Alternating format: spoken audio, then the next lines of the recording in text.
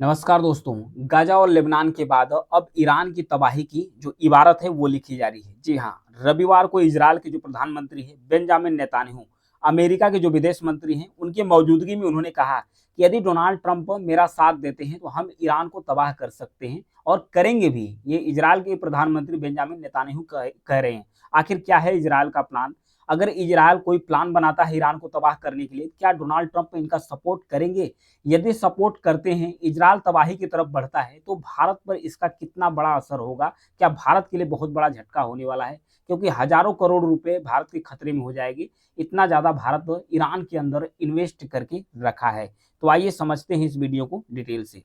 America के विदेश मंत्री मार्को रूबियो, इन्होंने रविवार को ये इजरायल में थे। रूबियो से मुलाकात के बाद जो नेता नहीं हुए, इन्होंने कहा कि हमने कई मुद्दों पर चर्चा भी की, जिनमें सबसे महत्वपूर्ण जो मुद्दा है वो ईरान का मुद्दा है। हम इस बात पर सहमत हुए हैं कि जो आयतुल्लाह ईरान के जो सुप्रीम लीडर हैं, उनके पास परमाणु हथियार नहीं होने चाहिए। यदि उनके पास परमाणु हथियार रहेंगे तो आतंकवाद यूं ही बढ़ता रहेगा। मार्को रूबियो ने भी कहा कि हर आतंकवादी समूह के पीछे, सभी हमलों के पीछे, लाखों लोगों को खतरे में डालने के पीछे ईरान ही है। इसी दौरान नेतान्याहू ने कहा कि ट्रंप की मदद से हम ईरान का जो काम है खत्म कर देंगे और खत्म करेंगे भी। दरअसल बात क्या है, परमाणु बम बनाने के लिए रोकने की प्लान बना रहा है इजरायल और अमेरिका। अमेरिका की जो खुफिया एजेंसी है, इन्होंने दावा किया कि ईरान के वैज्ञानिकों एक सीक्रेट टीम, ईरान के जो वैज्ञानिक है उनकी एक सीक्रेट टीम तेहरान, जो कि ईरान की राजधानी है, वहां पर परमाणु बम बनाने पर तेजी से काम कर रही है। अमेरिका के जो अधिकारी हैं उनका कहना है कि ईरान के पास पुराने स्टाइल्स का परमाणु हथियार बनाने का प्लान है। वो जल्द ही परीक्षण करके परमाणु शक्ति बनने की घोषणा कर सकते हैं।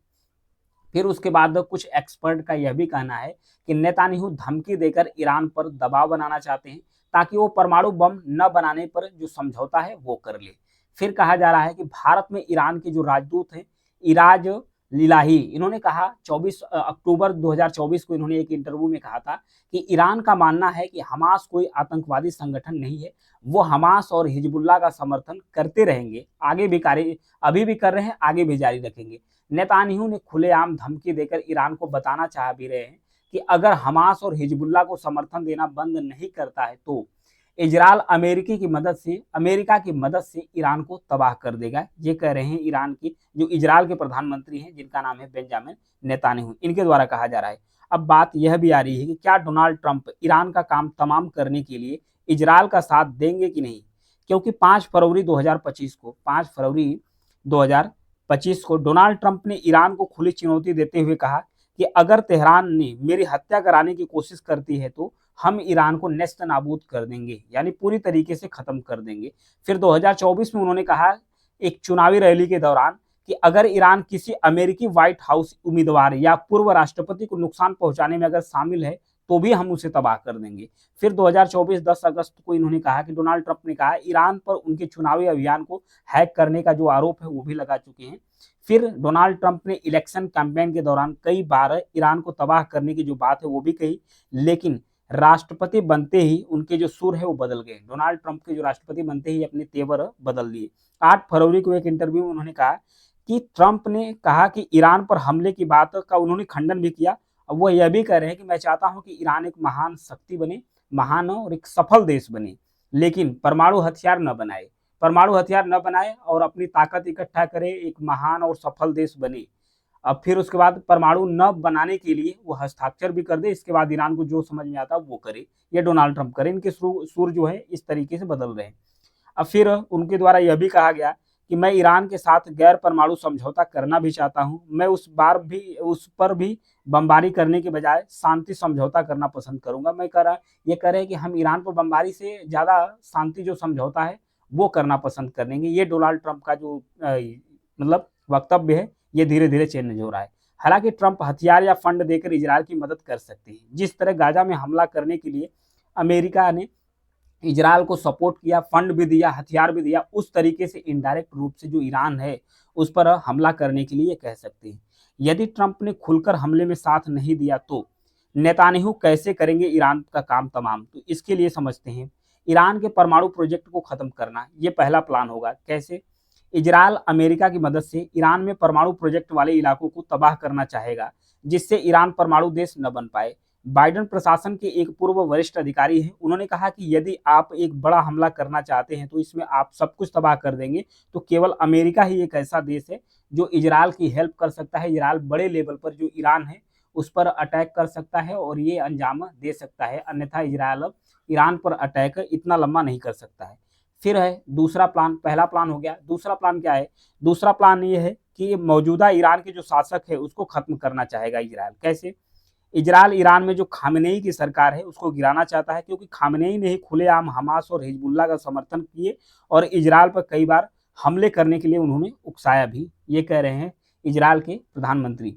फिर विदेश मामलों के जानकार हैं ए के पासा, उन्होंने कहा कि इजरायल पिछले 20-25 सालों से ही ईरान में तख्तापलट करने की योजना बना रहा है, लेकिन अभी तक ऐसा हो ही नहीं पाया। ईरान की जनता भी जानती है कि इजरायल उसका सबसे बड़ा दुश्मन है। इजरायल सबसे बड़ा दुश्मन है, इसलिए इजरायल के किसी भी डिपार्टमेंट, किसी भी अधिकारी के झांसे में जो ईरान की जनता है वो नहीं आने वाली है। इसलिए जो ईरान का तख्तापलट है अभी तक नहीं हुआ है। अब बात यह भी आती है कि ईरान की इजरायल से लड़ाई तो है, ये समझ में आता है, क्योंकि मिडिल ईस्ट को कई सारे जो संगठन है इसको ईरान सपोर्ट करता है, लेकिन अमेरिका क्यों ईरान से दुश्मनी पाल रखा है? तो इसके लिए बात है कि यहूदियों का अमेरिका पर बहुत ज़्यादा प्रभाव, जो यहूदी हैं बड़े बड़े टॉप कंपनी के सीईओ, बड़े बड़े टॉप कंपनी के जो मालिक है वो ईरान मतलब कि यूएसए के अंदर है, अमेरिका के अंदर बड़े बड़े टॉप कंपनी हैं, उनकी बहुत बहुत मतलब हेल्प करता भी है। इसलिए यहूदियों के प्रभाव की वजह से अमेरिका हमेशा से इजरायल का साथ देता है और इजरायल भी हमेशा से अमेरिका का सपोर्ट करता है, जब भी ये साथ सपोर्ट करता है अमेरिका का सपोर्ट करता है। फिर बात आती है कि ईरान का परमाणु प्रोजेक्ट की वजह से ही दोनों देशों के बीच चुनाव मतलब कि तनाव बढ़ा है। किसमें? यूएसए और ईरान के बीच में, जो परमाणु प्रोजेक्ट पर ईरान कंटिन्यूअसली काम कर रहा है। अमेरिका और पश्चिमी देशों को यह डर है कि ईरान परमाणु हथियार अगर बना लेता है तो मिडिल ईस्ट पर दबाव बढ़ जाएगा। ये जो मिडिल ईस्ट का इलाका है इस पर ईरान का दबाव बढ़ जाएगा और ईरान धीरे धीरे इस पर प्रेशर बनाना शुरू कर देगा, जो कि अमेरिका नहीं चाहता है कि इस तरीके से ईरान कोई काम करे। इसलिए अमेरिका बार बार ईरान पे प्रतिबंध लगा के रखा है। अब बात यह भी आती है, यदि नेतान्याहू और ट्रंप मिलकर ईरान को घेरना शुरू कर दिए तो भारत पर इसका क्या असर पड़ेगा? लंबे वक्त से भारत और ईरान के बीच अच्छे रिश्ते रहे हैं। भारत ने ईरान में इन्वेस्ट भी किया है, साथ ही ट्रेड भी करता है। अगर अमेरिका और इजरायल ने मिलकर हमला कर दिया तो भारत पर जबरदस्त असर होने वाला है। तो भारत पर किस तरीके से असर होगा इसको यहाँ से देखते हैं, इस फिगर से। यह है इंडिया। इंडिया ने बहुत सारा इम्पोर्ट मतलब कि इन्वेस्टमेंट करके रखा है ईरान पर, उसमें से एक है चाबहार पोर्ट। चाबहार पोर्ट को डेवलप करने के लिए भारत ही पैसा यहाँ पर खर्च किया है। अब बात आती है, कच्चे तेल की कीमत में बढ़ोतरी हो जाएगी यदि ईरान पे हमला यूएसए यानी कि जो अमेरिका है और इजरायल दोनों ने मिलकर कर दिया तो भारत अपनी जरूरत का जो 88% कच्चा तेल है, क्रूड ऑयल है, ये इंपोर्ट ही करता है, आयात ही करता है। फिर इसमें से ज़्यादातर वेस्ट एशिया से आते हैं। ऐसे में इजरायल ईरान जंग से वेस्ट एशिया तेल खरीदी पर बहुत ज़्यादा असर पड़ेगा। यहाँ पर देखिए वेस्ट एशिया का इलाका है, यहाँ से जो तेल खरीदी है पर इस पर बहुत ज़्यादा असर पड़ने वाला है। क्यों? क्योंकि अगर ईरान में युद्ध होता है तो जो पर्शियन गल्फ से लेकर स्टेट ऑफ जो होर्मुज है, यहाँ पर देखिए ईरान का लोकेशन है, स्टेट ऑफ होर्मुज है, यहाँ पर भी जो रास्ता है ब्लॉक हो जाएगा। फिर अन्य देशों से जो तेल ले रहा है, यहाँ पर रेड सी है, लाल सागर है, यहाँ पर जो लाल सागर है यहाँ पर स्टेट ऑफ होर्मुज है, यहाँ पर स्टेट ऑफ बाब अल मांडेव जल संधि है, यहाँ से भी होकर रास्ता गुजरता है। तो यहाँ से दोनों इलाकों से भारत व्यापार करता है। तो यहाँ पर जो यमन है, यहाँ पर हुती विद्रोही है जिसका सपोर्ट ईरान करता है, तो ये भी ईरान का सपोर्ट करते हैं। तो यहाँ से कोई भी अगर ट्रेड होता है भारत या किसी अन्य देश के द्वारा तो यहाँ भी तबाही होगी, यहाँ भी बमबारी शुरू हो जाएगी। तो रेड सी का इलाका, पर्शियन गल्फ का इलाका, ये पूरा ब्लॉक हो जाएगा। तो भारत का जो इम्पोर्ट है ये काफ़ी ज़्यादा महंगा हो जाएगा भारत को साउथ अमेरिका से, और जो साउथ अमेरिका है, अफ्रीका है, इसके नीचे से भारत को होकर आना पड़ेगा अपना व्यापार करने के लिए। इसलिए भारत को बहुत ज़्यादा दिक्कतों का सामना करना पड़ सकता है यदि दोनों के बीच में जंग हुआ तो। अब बात आती है बाइलेटरल ट्रेड को लेकर, क्योंकि भारत और ईरान के बीच में द्विपक्षीय व्यापार भी होता है। ईरान पर अमेरिका के प्रतिबंधों का असर भारत के ट्रेड पर बहुत जबरदस्त पड़ा है। ईरान के साथ भारत का जो ट्रेड है 2019 में $17 बिलियन का था।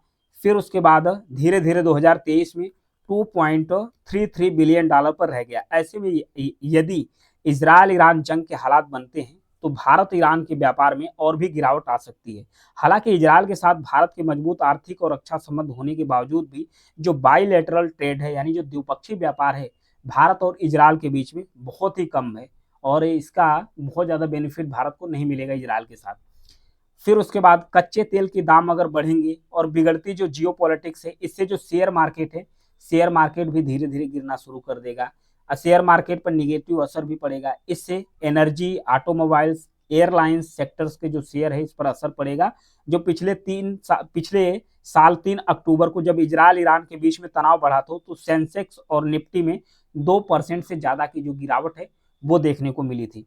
फ्लाइट रूट्स भी बदलने पड़ेंगे क्योंकि वेस्ट एशिया में जाने के लिए तो ये पूरे वेस्ट एशिया, मिडिल ईस्ट से लेकर पश्चिमी एशिया तक युद्ध में इंगेज रहेगा, तो इससे किसी प्रकार की जो फ्लाइट है उसकी उड़ान नहीं हो पाएगी। जब फ्लाइट का भी रूट चेंज करना होगा, इससे भी बहुत ज़्यादा दिक्कतों का सामना करना पड़ सकता है।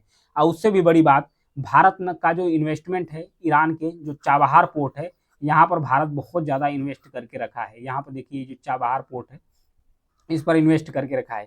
इसके माध्यम से भारत जो अपना व्यापार है पूरे पूर्वी यूरोप से लेकर रूस लेकर सेंट्रल एशिया से लेकर पश्चिमी एशिया तक आसानी से अपना व्यापार बढ़ा सकता है भारत इस चाबहार पोर्ट के माध्यम से। यदि युद्ध हुआ तो चाबहार पोर्ट भी रुक जाएगा, यहाँ से आवागमन रुक जाएगा, तो यहाँ से भारत को बहुत ज़्यादा लॉस का सामना देखने को मिल सकता है। तो इतना ज़्यादा भारत को नुकसान होगा। अब बात यह भी आ रही है कि इजरायल ईरान जंग होने से भारत पर बहुत अच्छा खासा निगेटिव असर भी पड़ेगा क्योंकि वेस्ट एशिया रीजन में करीब 90 लाख भारतीय रहते हैं। ये जो पूरा वेस्ट एशिया का इलाका है, यहाँ पर 90 लाख यहाँ पर भारतीय काम करते हैं। तो हो सकता है कि जब युद्ध हुआ तो इन्हें तुरंत वापस लौटकर भारत में आना पड़ेगा। जब भारत में आना पड़ेगा तो 90 लाख लोग अगर भारत में आएंगे तो भारत में जो रोजगार की समस्या है ये बहुत जटिल होने वाली है। बहुत जबरदस्त रोजगार की जो समस्या है ये उत्पन्न होगी। अब बात आती है कि ईरान इस सब का मुकाबला कैसे करेगा, उसका साथ कौन देगा। अमूमन जो ईरान है, ईरान का साथ कौन दे सकता है? ईरान का साथ दो दे सकते हैं, एक है रसिया और फिर एक है चाइना। चाइना और रसिया दो ऐसे देश हैं ईरान का सपोर्ट दे सकता है। लेकिन अब ये भी नहीं देंगे। जब से डोनाल्ड ट्रंप यूएसए के राष्ट्रपति बने हैं, डोनाल्ड ट्रंप यूएसए के राष्ट्रपति बने हैं, तब से जो जियो पॉलिटिक्स है इसमें एक नया मोड़ आया है। नया मोड़ क्या आया है कि जो डोनाल्ड ट्रंप है ये चाइना से भी अपने रिश्ते बेहतर मेंटेन कर रहे हैं। फिर रसिया के साथ भी इनकी मीटिंग चल रही है यूक्रेन को वार खत्म करने को लेकर, शांति समझौता को लेकर। तो रसिया और जो चाइना है ये बहुत ज्यादा खुलकर ईरान का तो सपोर्ट करेंगे नहीं, लेकिन रसिया चाहेगा कि उसका एक अच्छा मित्र जो ईरान है उस पर किसी प्रकार का हमला ना हो। फिर भी रसिया डायरेक्ट रूप से जो सपोर्ट है ईरान का नहीं करेगा। बात रहेगी चाइना की, तो चाइना कुछ हद तक इनडायरेक्ट रूप से ईरान का सपोर्ट करेगा, फिर खुलकर चाइना भी सपोर्ट नहीं करेगा, तो ईरान इसमें अकेला पड़ जाएगा। तो अब बात आ रही है कि जो ईरान है इसका साथ कौन देगा। ईरान का साथ देने वाला देश कौन सी है?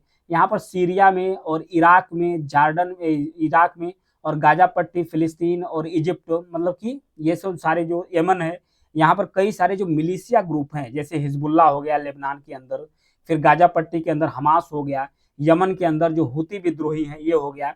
ये सब सारे जो संगठन हैं ये ईरान का सपोर्ट करेंगे, ये खुलकर सपोर्ट करेंगे, क्योंकि इसको कहीं ना कहीं डायरेक्ट इनडायरेक्ट रूप से कहीं ना कहीं ईरान ही पाल के रखा है, तो ये इनका खुलकर सपोर्ट करेंगे। जब खुलकर सपोर्ट करेंगे तो ईरान कुछ हद तक लड़ने में समर्थ रहेगा, लेकिन भारत को बहुत ज़्यादा अरबों रुपए, करोड़ों रुपए का जो नुकसान है भारत को उठाना पड़ सकता है। पूरी दुनिया में, न केवल भारत पर, पूरी दुनिया में जो महंगाई है उसकी मार डबल हो जाएगी यदि ऐसा होता है तब। लेकिन कुछ एक्सपर्ट का यह भी कहा जा रहा है कि जो इजरायल है और अमेरिका है ये दोनों ईरान पर प्रेशर क्रिएट कर रहे हैं, दबाव बना रहे हैं, ताकि जो ईरान है ये अपना जो परमाणु बम बना रहा है, इसका जो प्रोजेक्ट आगे बढ़ा रहा है, इसको रोक दे। ये था ईरान संबंधित, इजरायल संबंधित, वार से संबंधित न्यूज। Thank you.